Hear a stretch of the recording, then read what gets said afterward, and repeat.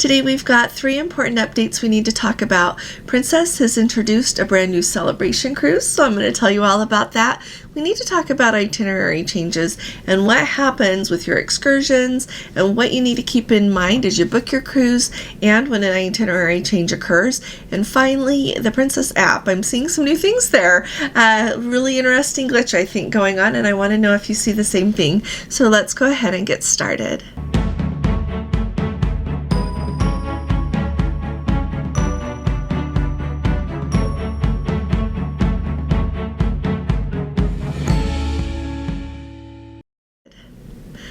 Hi there, this is Allison with Let's Go Travel Tips. Today is Monday. It is January 6th of 2025. This evening at 8 p.m. Eastern, we're going to do our live, just like we always do on Monday nights. So come and bring your questions about cruising and travel, and we'll have a fun time together. Also, if you haven't subscribed to my channel yet, will you please go ahead and hit that subscribe button? And if you appreciate my updates, will you please give this video a thumbs up? Thanks so much. Now, so here's the exciting thing. Now, Princess Cruises, you have to know, started clear back in 1965. The very first cruise of Princess Cruises sailed on the Princess Patricia, that ship was called, on December 3rd of 1965, round trip from Los Angeles down to the Mexican Riviera. If you haven't heard already, Princess is actually the one who coined the term the Mexican Riviera. And so in commemoration of that, 2025 is a very special year. It is the 60th birthday of Princess Cruises. And to celebrate that, they have a huge celebration planned. And on December 6th of 2025, on the Royal Princess, the celebration cruise to celebrate Princess's 60th anniversary will set sail. It is a 14-day cruise. It's round trip from Los Angeles. And they have a really cool itinerary planned. It includes some of the same ports that were on that inaugural sailing for Princess Cruises. And so in just a minute, I'm going to tell you the itinerary. But before I do that, guess who's going to be on board? The musical group, The Temptations. So yesterday they announced this over on the Discovery Princess. Jill Whalen was there, and The Temptations were there, sang the song My Girl with her there. And it happens to also be in 2025 is the 60th anniversary of them releasing that song, My Girl. And so they will be on the celebration cruise, The Temptations will. And they will be doing a very special concert to celebrate everything with Princess and with their song, My Girl. So it's going to be one of the really notable cruises. So if you're not busy, you're going to want to take a look at that. I took some group space just so there would be space for any Let's Go family members that want to go, because I think this is going to be very popular and I'm expecting the price to go up. So I grabbed it today, but we will not be able to go on that cruise. That is right when we're going to be in Prague on our Christmas market cruise. December of 2025 is when we've got that. So I'm really sad that I have to miss this. Otherwise, I would have already booked it for us this morning. So here's what you need to know for the itinerary. Like I said, it's 14 days. They're going to 5 different ports. So they leave Los Angeles, 3 days at sea. Then you get an overnight in Puerto Vallarta. How cool is that? So you get there at 8 a.m. on the morning of Wednesday, December 10th, and you don't leave until 5 p.m. on Thursday, December 11th. Then next day is Manzanillo, Mexico. Next day is Mazatlan. Then you've got a day at sea. Then you're back up to Laredo, Mexico. The next day, so cool, another overnight on this cruise, overnight in Cabo. Now, I think Cabo San Lucas would be a fun place to get to stay overnight because you can do 2 different sailboat excursions or more. The sailboat excursions where they take you sailing, they take you somewhere to swim and snorkel, are absolutely spectacular, whether it's the evening one where they take you sailing, if it's the one in the daytime where you get to go swimming and snorkeling and they take you sailing, they are absolutely wonderful. So I can highly recommend that. Then you've got 2 sea days and you're back to Los Angeles. So it is a really, really nice cruise. So if you want to go, I'm happy to help you with it. Let me know if you're going to go. Okay, in the comments, let me know what you think about this.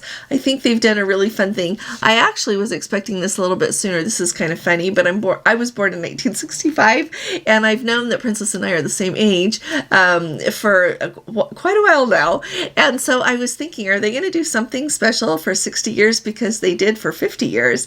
And anyway, just thought I would put that out there, make you aware of it. If you want to see see the invitations in person, this is the time to do it, as well as I am sure they are going to have lots more celebration and fun things on board, from entertainment to activities. It's going to be a wow cruise. I'm just sure of it. So thought I'd let you know.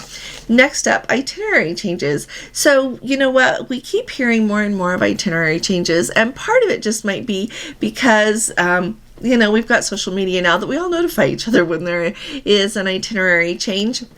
But I've had a lot of questions about it lately. So a really good example of this is we just got a notification because we are booked on the cruise for August 13th, 2025. It's the group that we're going to do that does the British Isles. Yeah, it's round trip from Southampton. And the whole reason we booked it is not only have I fallen in love with that part of the world, but also we're going to go to the military tattoo. Look that up. It's in Edinburgh, Scotland. Runs about 2 weeks every August. So look that up if you're not familiar with it. It's going to be a really small group, very intimate, so if you like that kind of group, you're welcome to come.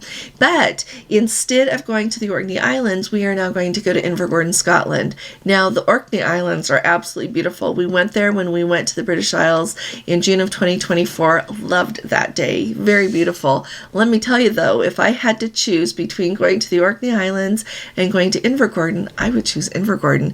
Invergordon is where we did an amazing excursion that took us to the Moor of Culloden. We went and saw Loch Ness, the Urquhart Castle, so many places we went and saw that day. It was a spectacular day. And so this is the nice thing though. If you were going to go there and now you're going to go to the Orkney Islands, it's okay, because the Orkney Islands are remarkable. They have all these different stone things that that kind of sums up a lot when I say that, but that you don't have all over the world.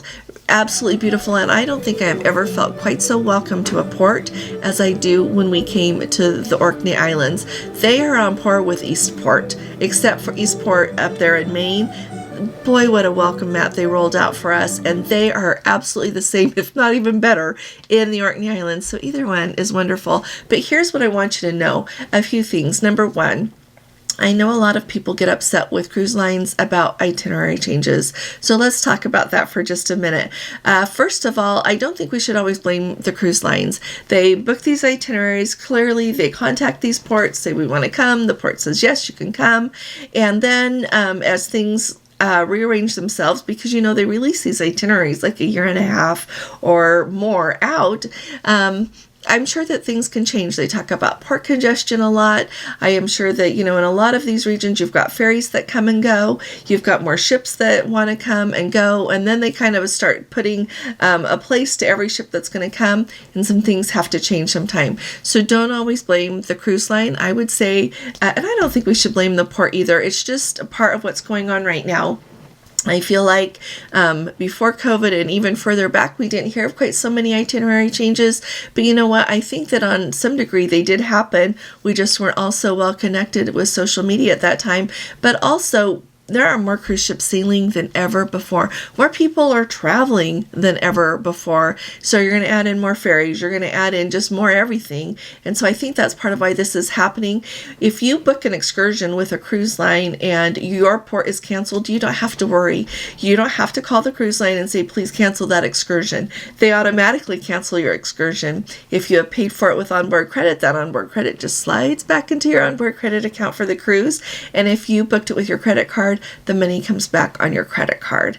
And for what it is worth, in all the times that I've been following up on excursions and looking at things for people, I haven't found anybody who has lost money. So I think that they're really accurate with that. I think it's very automated, works like a dream. The other thing that I want you to keep in mind is be careful, though, that you keep an eye on your itinerary, because sometimes they make changes. And I don't always get, I'm supposed to get a notification for itinerary changes for the people that I have booked on a certain cruise, and I don't always get those. And so keep an eye on your itinerary, and definitely double check it before you go on your cruise, because if I receive one, I let people know. I send it right to them immediately. But if you've booked an excursion with a private tour company, some of them won't give your money back if you don't cancel it and let them know you're no longer coming to that port. So stay on top of your independent excursions.